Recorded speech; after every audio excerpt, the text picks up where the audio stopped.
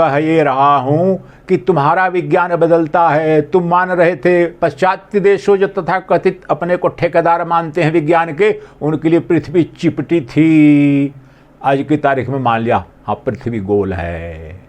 विज्ञान बदला कि नहीं बदला? इतना बड़ा विज्ञान बदल गया। लेकिन ब्रह्म सत्यम जगन मिथ्या जीवो ब्रह्मैव न परः। सदा वही था, वही है, वही रहेगा। देश काल वस्तु से प्रभावित नहीं। वह रूस का भी सत्य है, अमेरिका का भी सत्य है, यूरोप का भी सत्य है, भारत का भी सत्य है, क्रिश्चियन का भी, मुस्लिम का भी, बौद्ध का भी, जैन का भी, सिख का भी, सनातनी का भी, और ध्यान से सुनना वही नास्तिक का भी सत्य है। वह नास्तिक माने या न माने वो तो अलग बात है।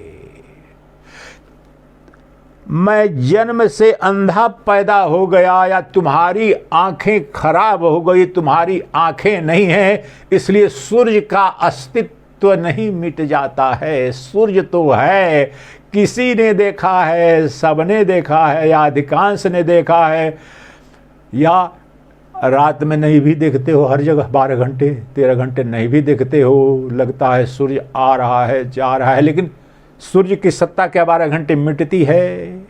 अपना सूर्ययान अभी जा रहा है, 125 दिन लगेगा वहां पर नहीं पहुंचेगा। पृथ्वी और सूर्य की कक्षा में ही वहां पर पहुंचने में देखो इतने दिन लगेंगे। सोचो वहां से प्रकाश, ये हमारी बुद्धि में तो लगता है ये क्या बातें कर रहे हैं, लेकिन ये तो विज्ञान का खेल है। हमारा अपने वैज्ञानिक बड़े गौरव की बात है, दक्षिणी ध्रुव पर पहुंच गए चंद्रमा के। अब यहाँ से सोच करके लगता है अच्छा वहाँ पर इतना बड़ा यंत्र पहुँच गया, उतर गया है वहाँ पर। हम पिछली बार असफल हो गया था तो बड़ी आध्यात्मिक ऊर्जा भी लगा करके वहाँ पर संकल्प करते थे कि मिल जाए मिल जाए।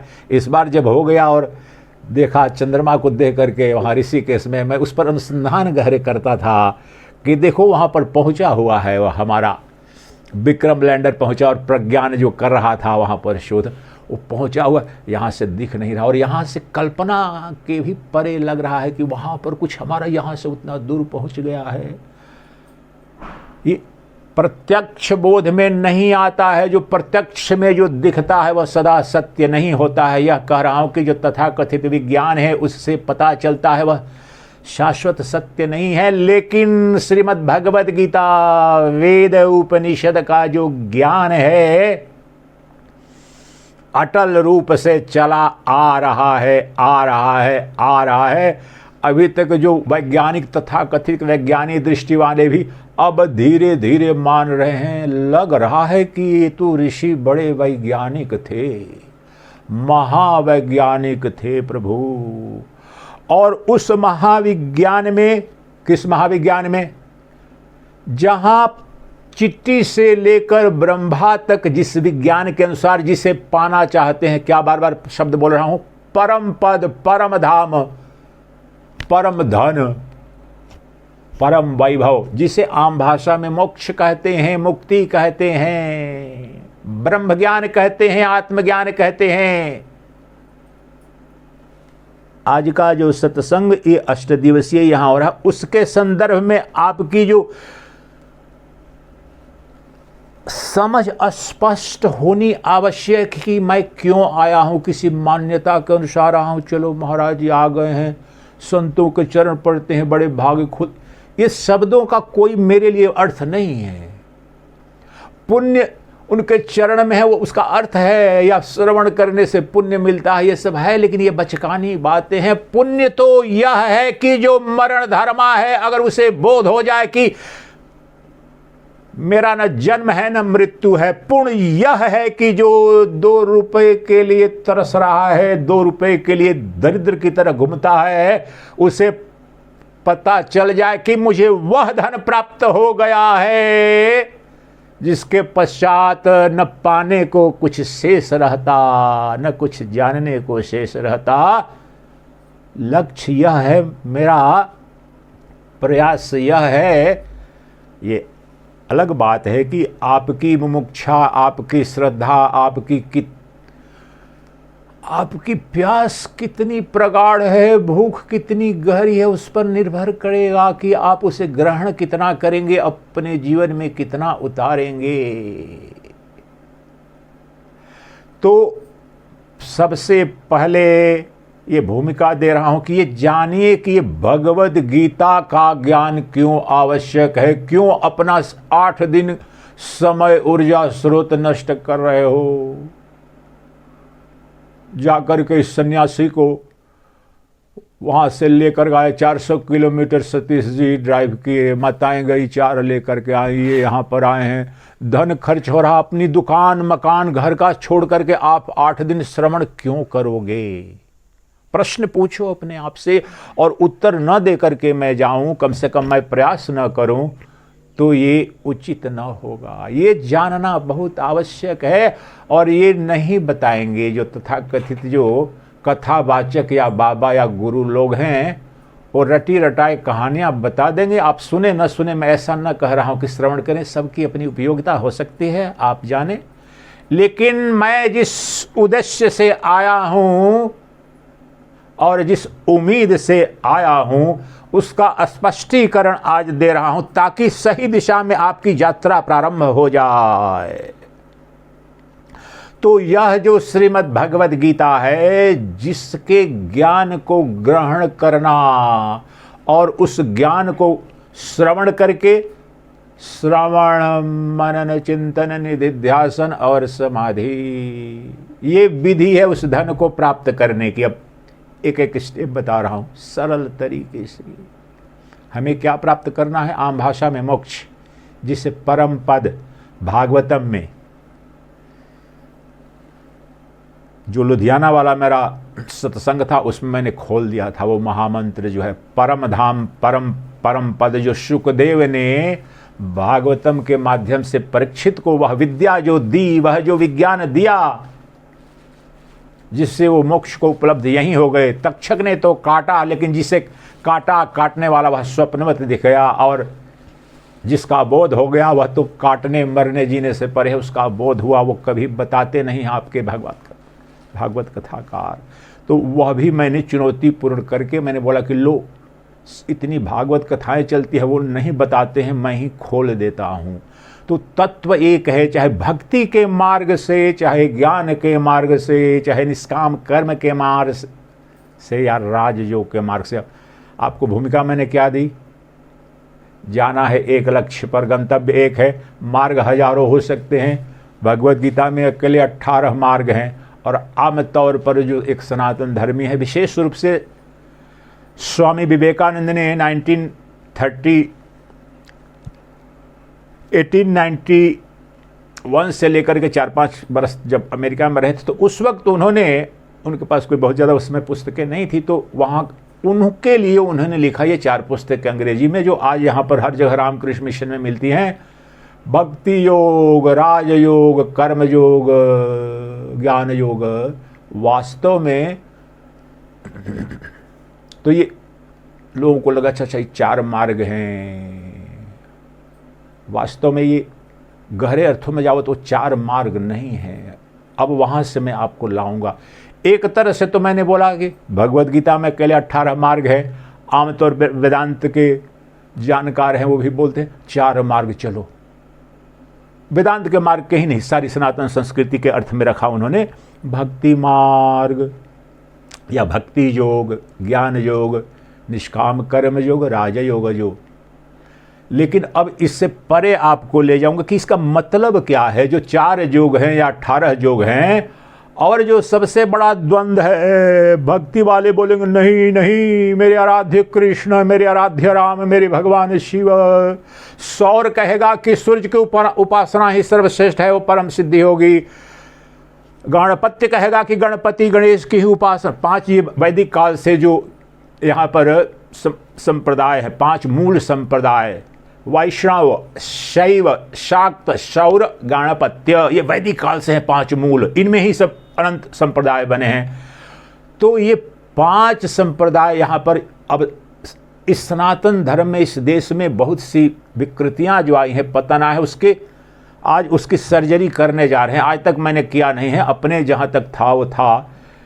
तो आप उसको खोलेंगे, क्योंकि ये बड़ा अमंगल कर रहा है। एक एक परिवार में ही पूछते हैं, कोई बोलता है मैं तो भक्त मार्गी हूँ, और भक्त होना तो ठीक है, ज्ञानी होना तो ठीक है, राजयोगी होना ठीक है, निष्काम, इस सब ठीक है, लेकिन इस भाव से करते हैं ये बगल वाला, या मेरी पत्नी तो ज्ञान योगी है, मैं तो भक्त योगी हूँ, मेरा पिताजी तो राजयोगी थे, बड़े योगाचार थे, हमारे दादाजी लेकिन निष्काम कर्म योगी थे, बड़े दान करते थे। लो, अब चारों को लग रहा है कि ये चार मार्ग हैं और लड़ रहे हैं, एक दूसरे से संघर्ष कर रहे हैं, उत्कृष्ट निष्कृष्ट, तुम निकृष्ट हो, मैं उत्कृष्ट हूँ, मैं श्रेष्ठ हूँ, मैं महान हूँ, मेरा मार्ग अकेला मार्ग है। सब ये घोषित करने में लगे रहते हैं। भक्ति मार्ग वाला कहते नहीं नहीं नहीं। अच्छा, भक्ति मार्ग में भी समस्या देखिए कितनी बड़ी है। राम के जो भक्त हैं और उनके मंदिर में आप चले जाएं और उन्होंने राम की मूर्ति स्थापित कर दी है, आप उसको जाकर कहें प्रभु आप कृष्ण जी भगवान को भी रख लो ना थोड़ा सा एक दिन के लिए, क्या बात कर रहे हो, हम राम भक्त हैं। जो शिव का भक्त है, जिसने बहुत सुंदर मूर्ति लगाई है शिव की और पार्वती की, अगर बिना पूछे आप कर दें, आप पत्नी हो, परम पत्नी हो या परम पति हो, जिस पर कोई निष्ठा पर प्रश्न नहीं लगाया जा सकता, फिर भी बिना पूछे कर दिए, शिव जी को थोड़ा उधर रख दिया, राम जी को तूने क्या कर दिया, अमंगल कर दिया, तेरा गला काट दूंगा, मेरे भगवान को हटा दिया तूने। ये भक्ति मार्ग के अंदर अब आ गया मैं। अभी तो ज्ञान मार्ग में, भक्ति मार्ग में, राजयोग में वो तो अलग भक्ति मार्ग ही ले, और इन सब का समाधान आपके समक्ष बताऊंगा, विज्ञान बताऊंगा, नग्नता में, सरलता में, सहजता में स्पष्ट हो जाएगा कि कहीं भ्रम में पड़ने की आवश्यकता है नहीं। तो वह जो उदाहरण के लिए ये भक्ति ही ले लेते हैं अभी, तो कुछ उसके जो सूत्र आपको बता रहा हूं कि वैदिक सनातन संस्कृति के सब बच्चों को भी पढ़ाया जाना चाहिए। जो मैं नहीं कह रहा हूं, कोई कह नहीं रहा है, समस्त वैदिक सनातन संस्कृति के सारे ग्रंथों में जो सत्य है वो मूर्खों को पता नहीं, और करोड़पति जो ये बाबा बने हैं, जिनके करोड़ों फॉलोअर्स हैं, चार्टर्ड प्लेन से चलते हैं, तो वो अपनी दुकान चलाने में इतने व्यस्त हैं कि न अध्ययन किया है, न अध्ययन करने की उनकी आवश्यकता है। दुकान चल पड़ी है तो बोलते हैं चल पड़ो तुम भी मेरी दुकानदारी में। वो कुछ दो चार बड़े महत्वपूर्ण सत्य आपके समक्ष रखूंगा, जिसके आलोक में ये सारे भ्रम दूर हो जाएंगे। तो सबसे पहला जो शाश्वत सत्य इस सनातन वैदिक संस्कृति में जो सभी शास्त्रों में है, उस पर कोई विवाद ही नहीं है, वह यह है, याद रखना, वह यह है कि सारे धर्मावलंबी, सारे मतावलंबी, बात कर रहा हूं सनातन धर्म की, बौद्ध धर्म, जैन धर्म, सिख धर्म, वो भी बड़े गहरे अर्थ में, लेकिन अब वैदिक संस्कृति, वैदिक सनातन धर्म है, उसके बारे में। तो वैदिक धर्मावलंबी जो कहते हैं, जो सनातन धर्म कहते हैं, जिसमें मैं आर्य समाज को भी शामिल कर रहा हूं, वैदिक धर्मावलंबी एक शब्द में कर, जितने भी वैदिक धर्मावलंबी हैं उनके समस्त साहित्यों का अध्ययन करो, या उनके वैज्ञानिकों से, विद्वानों से जाकर के पूछोगे, वो बताएंगे कि अन्य अन्य बातों में बड़ा ही मतभेद है, संघर्ष है, लड़ाइयां भी हुई हैं शैवों और शाक्तों के बीच में, वैष्णवों के, लेकिन एक बात सर्वत्र है, सर्वदा है, वह यह है कि मेरा जो इष्ट है, मेरा जो भगवान है, जो मेरा परमात्मा है, वह मेरे हृदय में निवास करता है। इसकी विराटता को देखो, ये सौर हो, गणपत्य हो, शाक्त हो, शैव हो, वैष्णव हो, और वैष्णव के अंदर राम के उपासक हो, कृष्ण के उपासक हो, जितने जिसके भी उपासक हो, सबों में जो ग्रंथ हैं, पुराण, अरे उपनिषद को छोड़ो, वेद को भी छोड़ो, पुराणों का भी तो अध्ययन कर लो, रामायण का, श्री रामचरितमानस का, महाभारत, जो कुछ भी शास्त्र पढ़ते हो पढ़ लो, इसमें कहीं कोई मतभेद ही नहीं है। और मैं ये तो पूज्य मेरे दादा गुरुदेव के छोटे गुरु भाई प्रातः स्मरणीय अखंडानंद महाराज जी ने बड़े प्रामाणिकता से, प्रखलता से उनको पढ़ा और ये करके बोला कि एक बात में बिल्कुल कोई मतभेद ही नहीं है कि हमारा जो इष्ट है, हमारा जो आराध्य है, हमारा जो प्राप्तव्य है, अभिष्ट है, वो हमारे हृदय में है। हृदय अर्थात, अब हृदय शब्द में भी मुझे भी 30 वर्ष लगा समझने में। हृदय का अर्थ, this is not biological heart. हृदय का तात्पर्य होता है आम भाषा में मन, अर्थात अंतःकरण, मेरे मन बुद्धि में। अब इस पर चिंतन करो। सभी मतावलंबी, कृष्ण के उपासक, राम के उपासक, शिव के उपासक, शक्ति के उपासक, गणपति के उपासक और इन अन्य जितने भी देवी देवता हैं, उन सबका ये ब्रह्म मत पालो कि पूजा जो कर रहे हैं, मूर्ति पूजन हो रहा है उस मंदिर में, शक्ति पीठ में या किसी देवी देवता के, तो उसका विज्ञान निश्चित रूप से यह है, उसकी उपासना कर रहा है, लेकिन वो आरोपित कर रहा है उस मूर्ति पर, उस सत्ता को, उस चैतन्य शक्ति को आरोपित कर रहा है। शिव है, शिव की मूर्ति है वहां पर, कल्पित है शिव वहां पर, लेकिन कल्पित कैसे सत्य हो जाता है इसका विज्ञान समझो। यहां पर कृष्ण की मूर्ति है, राम की मूर्ति है, किसी भी इष्ट की, आपकी आराध्य की जो मूर्ति है, वह मूर्ति है, वह शिव नहीं है। और वो सारे के सारे शास्त्र भी ये समझ रहे हैं, कह भी रहे हैं, वो मूर्ति है। फिर विज्ञान क्या है प्रभु? जो क्रिश्चियन और मुस्लिम जो बोलते हैं ना सनातन धर्मियों को, ये मूर्ति पैगन्स कहते हैं, ये मूर्ति पूजक है, ये क्षुद्र लोग हैं। बोलते पत्थर पूजते हैं, फोटो पूजते हैं। फोटो नहीं पूजते हैं। इस प्रश्न का उत्तर विवेकानंद ने बड़े एक ही वर्ड, एक वाक्य में उत्तर दिया था अमेरिका में। उसकी व्याख्या करने में बहुत समय लगेगा, लेकिन संक्षेप में 1-2 मिनट में बताता हूं। बोला कि सनातन धर्मी पत्थर नहीं पूजते, मूर्ति नहीं पूजते, जड़ प्रकृति नहीं पूजते। The Sanatanis, the followers of the Vedas never ever worship statues और the photos, they worship the transcendent immanent truth.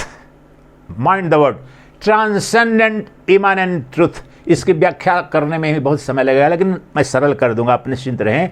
Transcendent का तात्पर्य होता है निर्गुण निराकार, जो अतीन्द्रिय है, इंद्रियों का जो विषय नहीं है।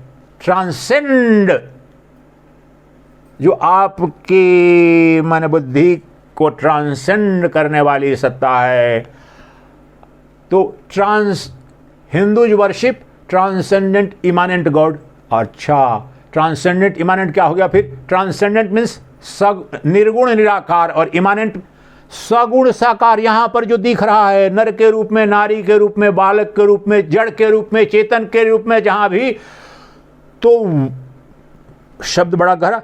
ट्रांसेंडेंट इमानेंट, वह जो अतीन्द्रिय है, निर्गुण निराकार है, लेकिन जो सगुण साकार में भी व्याप्त है, अभी और यहीं उपलब्ध है, उसकी पूजा करते हैं, आराधना करते हैं। और उसीलिए उसकी मूर्ति बनाई मैंने। मूर्ति पर मानसिक कल्पना की। ऐसे शिव जी के फोटो, आज 1000 वर्ष पहले तो फोटोग्राफी थी नहीं, तो सबके सब उसी तरह बना रहे हैं। किस आधार पर बना रहे हैं? कृष्ण बांसुरी वादक, ये तो 200-300 साल से ही। राजा राव जो बड़े सबसे बड़े पेंटर केरला के राज परिवार से थे, पहली जो पेंटिंग ये गोपाल की बनाई। ये सारे फोटो जो देखते हैं उनकी पेंटिंग की कल्पना, पर अब लगता है नहीं, आप राम जी से मिलता जुलता फोटो बना दो और ये कृष्ण नहीं है, ये राम है, लेकिन वास्तव में ये कल्पित है। आज की ये विज्ञान बता रहा हूं। राजा राव ने जो पेंटिंग बनाई थी 200-250 साल पूर्व, ये सारा जो कृष्ण भगवान का जो फोटो आप देखते हो, उनकी पेंटिंग, मन की कल्पना। नहीं, कृष्ण ऐसा ही होगा, ऐसा ही बांसुरी बात होगा, लेकिन वो कल्पना है। लेकिन उस कल्पना का महत्व है, विज्ञान है उसका। ये जान लिया था ऋषियों ने। क्या विज्ञान है? कि जो निर्गुण निराकार ब्रह्म है, वह तो मेरी पंचेंद्रियों से बाहर है भाई, मेरी बुद्धि में भी नहीं आ रहा है, तो मैं कैसे जानूं, क्या करूं? अब यहां विज्ञान यह घटित हुआ कि मैंने कोई कुछ भी, ये बोलते हैं ना कि a + b का whole square, I assume a has 3 value, as a value of 10 और 20 एस्यूम करते हैं सम को।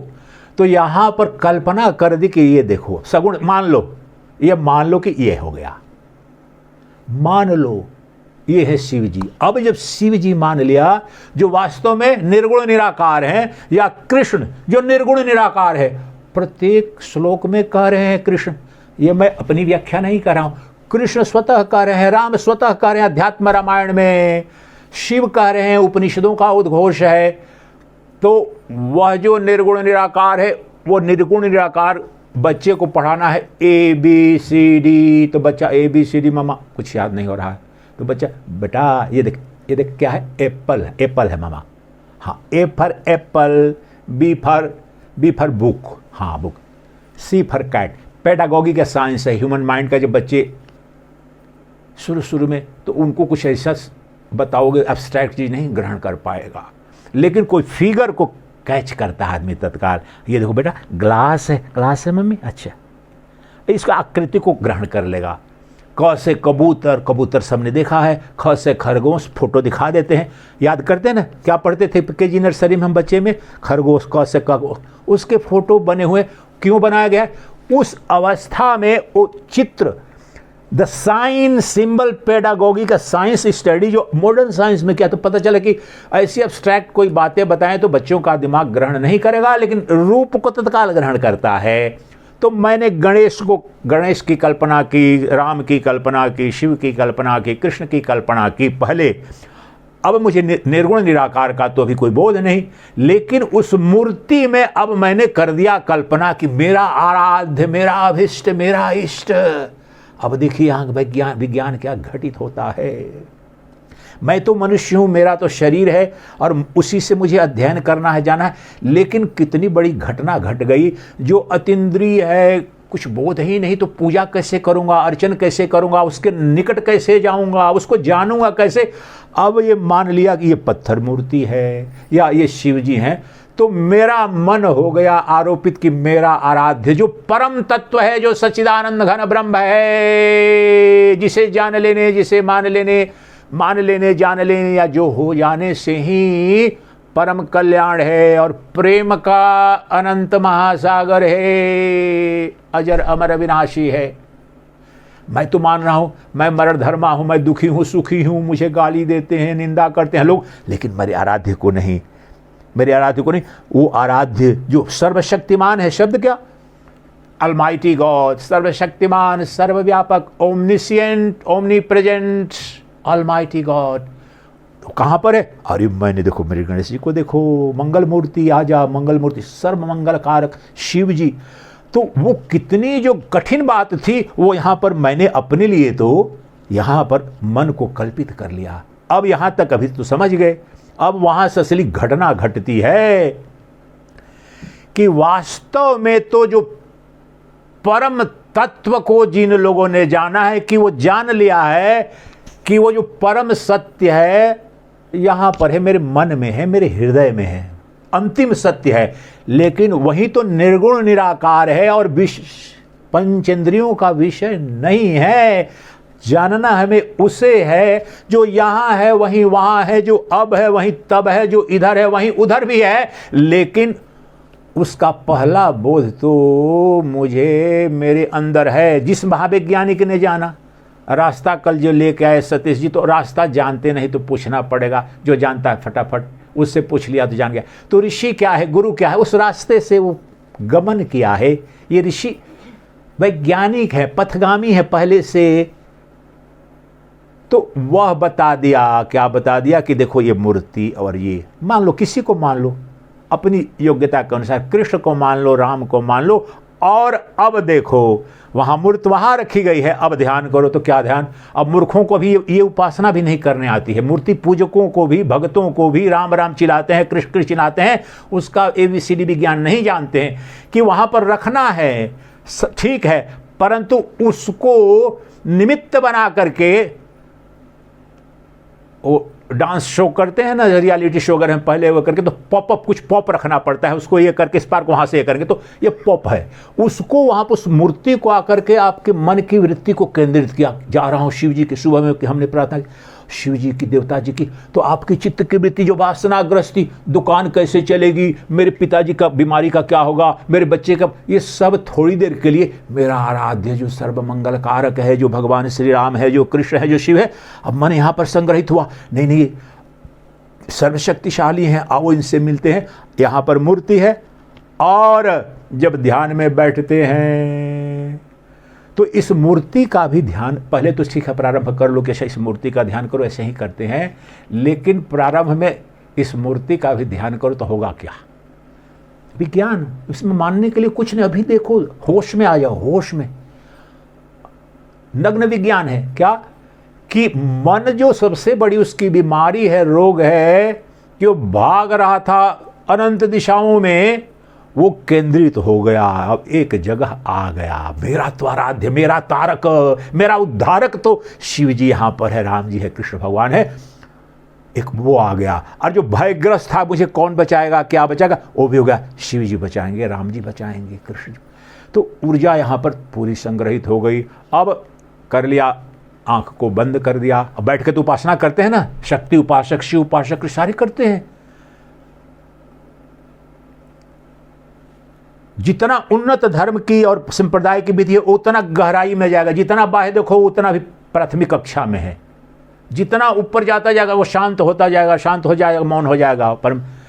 तो जब साकार की भी पूजा वहां जाकर ध्यान करते हैं ना, सब करते हैं मंदिरों में जाके, तो किसका ध्यान करते हो पूछो भाई, उसी मूर्ति का ध्यान करते हैं। अब एक बोलना नहीं चाहिए लेकिन बता भी देता हूं, परमहंस सन्यासी बनने के बाद जब गया बद्रिकाश्रम, तो नर और नारायण ने वहाँ पर मान्यता की साथ साथ साधना की थी, और चूँकि आदि जगत गुरु आदि शंकराचार्य ने स्थापित किए थे मठ। और ये सन्यास जो सन्यासी तो सर बाबा को सन्यास केवल आदि शंकराचार्य के अनुयायियों को ही के लिए ही शब्द है, जो वस्त्र गैरिक पहनते हैं दशनामी सन्यासी ही सन्यासी हैं, बाकी नीच है उच्च है मैं ये नहीं कह रहा हूँ। वो दास अपने नाम के ऊपर रखते हैं या भक्त मानते हैं, सन्यासी केवल आदि शंकराचार्य शांकर परंपरा के अनुयायी हैं। तो वो जो सन्यासी हैं उनको विशेष वहाँ पर एक गेट भी प्रवेश करने के लिए है वहाँ पर, और अंदर में और कुछ ऐसी बात बनी हमारी, तो हाँ गुरु परंपरा, सारे शंकराचार्य जो हमारी गुरु परंपरा के, हमारे परदादा गुरु के गुरुदेव भी सब मठाधीश रहे हैं, हमारे गुरुदेव को भी उस मठ का शंकराचार्य बनाया जा रहा था, बोले कि मैं नहीं बनूंगा। तो हमें एक संत के वहाँ पर मित्र बोले, अरे अब अंदर में ले जाकर बैठा, यहाँ पर है ना बिल्कुल नारायण श्रीमन भगवान के, वो उसके घेरा, उसके अंदर कोई जाता नहीं। मुझे बोले कि आप महाराज, वहाँ के संत जो इंचार्ज थे, संत जो बताया एक मित्र ने, तो वहाँ पर पूरे बैठा दिया बिल्कुल, और बाकी लोगों के लिए है बाहर में आकर दर्शन करके जाते हैं, तो वहाँ बैठा दिया। अब वहाँ पर बैठ के, और मैं परमहंस सन्यासी हूँ, निर्गुण निराकार का उपासक हूँ, सत्य का दीक्षित हो चुका हूँ। गुरुदेव ने 6 महीने पहले मुझे ये सब परमहंस सन्यासी बना था। तो वहाँ किसकी उपासना करूँ? श्रीमन नारायण है, साक्षात नारायण है। मैं सब बोलूँगा नहीं, मना है करके, लेकिन सारे सब समझ जाइएगा। मैंने वहाँ पर भी बैठा तो नारायण के सामने, लेकिन मैं उस नारायण के स्वरूप का दर्शन किया और उसी का ध्यान किया जो सच्चिदानंद घन ब्रह्म है, जो देश काल वस्तु अपरिच्छिन्न है, उस निर्गुण निराकार जो सगुण साकार के सामने बैठा हूँ, जो विशेष रूप से मुझे परमहंस सन्यासी के विशेषाधिकार के तहत बोला कीजिए इनकी आराधना। और मैंने तत्काल, पहली बात थी, बहुत साहस चाहिए प्रभु, साक्षात नारायण पीठ है, वहाँ बैठ करके भी वहाँ से तुरंत चला गया, अपने यहाँ पर आया और चला गया अपने उस विराट स्वरूप पर। घटना प्रत्येक उपासना विधि में यही घटनी है। वास्तव में लक्ष्य है कि राम के उपासक हैं, कृष्ण के उपासक हैं, मूर्ति बनी है, कोई भी मूर्ति बन जाए कोई दिक्कत नहीं है। अब यहाँ पर भगवान कृष्ण की यही मूर्ति है, यही ले लो, कोई मूर्ति ले लो। अब सामने में यहाँ पर मूर्ति पड़ी हुई है, यहाँ देख करके दर्शन कर रहे हैं, ध्यान कर ले। तो चलो मूर्ति का भी ध्यान करो, पहले तो प्रारंभ मूर्ति का होगा, लेकिन वास्तव में वह जो अमूर्त है, सृष्टि की कोई एक मूर्ति कभी शाश्वत है? राम की भी मूर्ति आई और गई, त्रेता में आए और राम गए, कृष्ण द्वापर में आए और गए, लेकिन भगवान आया गया नहीं। सच्चिदानंद घन ब्रह्म आया गया नहीं। कौन बोल रहा है? राम बोल रहे हैं, कृष्ण बोल रहे हैं। जहां भी मूर्ति होगी साकार होगा, साकार आएगा जाएगा, लेकिन उसका जो निर्गुण निराकार स्वरूप है, न आता है न जाता है। तो लक्ष्य क्या है? सगुण साकार की भी उपासना, अर्थात जो भक्ति की भी उपासना है। ये विज्ञान आपके समक्ष रख रहा हूं, और जाकर अध्ययन करना, बड़े संतों से पूछना। दुकानदारी जिनके खतरे में होगी तो उल्टा सीधा आपको बताएगा अगर नहीं पढ़ा रहेगा, लेकिन आप स्वतः। तो इसके पश्चात उस सगुण साकार की भी उपासना करते कर, और उसमें बताया आपको जो गुरु मंत्र अगर देगा, गुरु मंत्र भी अब दुकानदारी के सिवा कुछ नहीं, वो तो बताएगा ना। जब मंत्र देगा, शिव का दे रहा है, कृष्ण का दे रहा है, राम का दे रहा है, तो वहां पर बताएगा कि तुम वहां पर ध्यान क्या करोगे। नहीं जानते अधिकांश, वो बताएंगे भी नहीं। पूजन करो, हम भी मूर्ति पूजन करते हैं, अभी भी इनकी भी आराधना हम भी करते हैं, लेकिन रूपक के रूप में। वहां जाएंगे तो क्या करना है? तो वहां पर क्या बताया खंडानंद जी के मुखारविंद से? सभी शास्त्रों, सभी मतावलंबियों के दर्शनों का मत यह है कि मेरा आराध्य, मेरा इष्ट कहाँ है? मेरे हृदय में है, अर्थात हृदयाकाश में, अर्थात मेरे मन में है। तो उसका आकार क्या है भाई? अच्छा, मेरे हनुमान जी का मैं भक्त हूँ, शनिवार को और मंगल भक्त। तो ये बहुत अच्छी बात है वैसे। भारत का कोई भी शक्ति पीठ हो या शिव का पीठ हो, हनुमान जी छा जाते हैं उस दिन, मंगल और शनिवार को। और शिवरात्रि के, ये बड़ी विराटता है इसमें, सारे वही लोग फिर शिवरात्रि के दिन वही वो करेंगे। उसका ये, इससे भी आपको बड़ी पॉजिटिव चीज ले सकते हैं कि देखिए इतनी ससुर, राम जी का मंदिर है, उस दिन शिवरात्रि के दिन शिव जी का पूजन हो रहा है करके। क्या ये सोचो, ये कहां से आया है, कैसे आया है? कृष्ण जन्माष्टमी के दिन राम मंदिर में भी, शिव मंदिर में भी, शक्ति मंदिर में, सब में विराट वही होगा। कारण है कि वह तत्व एक है। इसको जानने वालों ने, और आपको अभी प्रारंभ में क से कबूतर ही पढ़ ले बेटा। मैं बोलूं कि क से कबूतर क्यों? मेरा कंप्यूटर नहीं पापा, कबूतर नहीं, कंप्यूटर का जो है कंप्यूटर बोलो। हाँ, तो अगर बेवकूफ रहेगा पापा, नहीं बेटा तेरे से टीचर बेवकूफ होगा, तेरे को मारूंगा। लेकिन ज्ञानी होगा बल्कि, ठीक है बेटा, तेरे को क से कंप्यूटर बिल्कुल याद कर। उसी प्रकार से जो सगुण साकार के रूप में, वह कृष्ण के रूप में, राम के रूप में, शिव के रूप में, और जो विष्णु सहस्त्र नाम का दर्शन यही है। मेरे गुरुदेव ने बड़ा एक लाइन में खोल दिया कि जब कहा जा रहा है कि विष्णु के 1000 नाम, तो विष्णु के 900, अगर मैं कहूं कि विष्णु के 999 नाम क्यों नहीं हुए प्रभु, या 1001 क्यों नहीं हुआ? ये कहां से प्रभु, ये क्यों किया गया 1000? ये बड़ा संख्या, राउंड नंबर बोलते हैं ना, राउंड फिगर में लेन देन करते हैं फिगर वाले। ये राउंड फिगर भगवान भी मूल तोल करते हैं क्या? नहीं।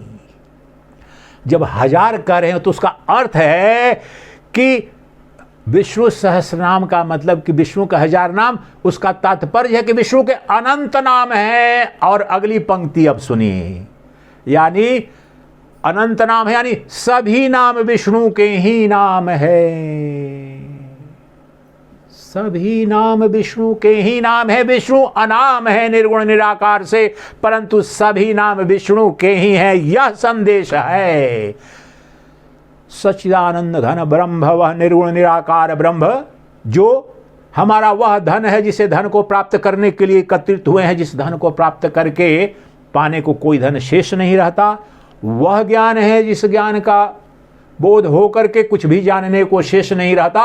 वह सच्चिदानंद घन का क्या स्वरूप है? वह सच्चिदानंद घन, वह एक अद्वितीय निर्गुण निराकार जो ब्रह्म है, वह मेरी आत्मा में, मेरे हृदय में निर्गुण है, निराकार है, नित्य व्याप्त है। ये सभी धर्मावलंबियों का जो प्रारंभ की थी मैंने, कि अंतिम स्वरूप उसका क्या है? वह निर्गुण निराकार है, लेकिन आम बुद्धि सगुण साकार को आसानी से ग्रहण करती है, इसलिए ये विधि है। और अंतिम परिणति क्या है? आप कृष्ण के भक्त हों या शिव के भक्त हों या राम के भक्त हों, अंतिम वहां पर जो सभी शास्त्रों में ही जो उद्घोषित है कि मेरा आराध्य, मेरा इष्ट मेरे हृदय में है, अर्थात मेरे मन बुद्धि में है, तो उसका रूप क्या है? वह अरूप है, अनाम है, निर्गुण है। अब बताओ वहां पर शिव है कि राम है कि कृष्ण है कि गणपति हैं? इसमें से कोई नहीं एक अर्थ में, और इसमें सब है।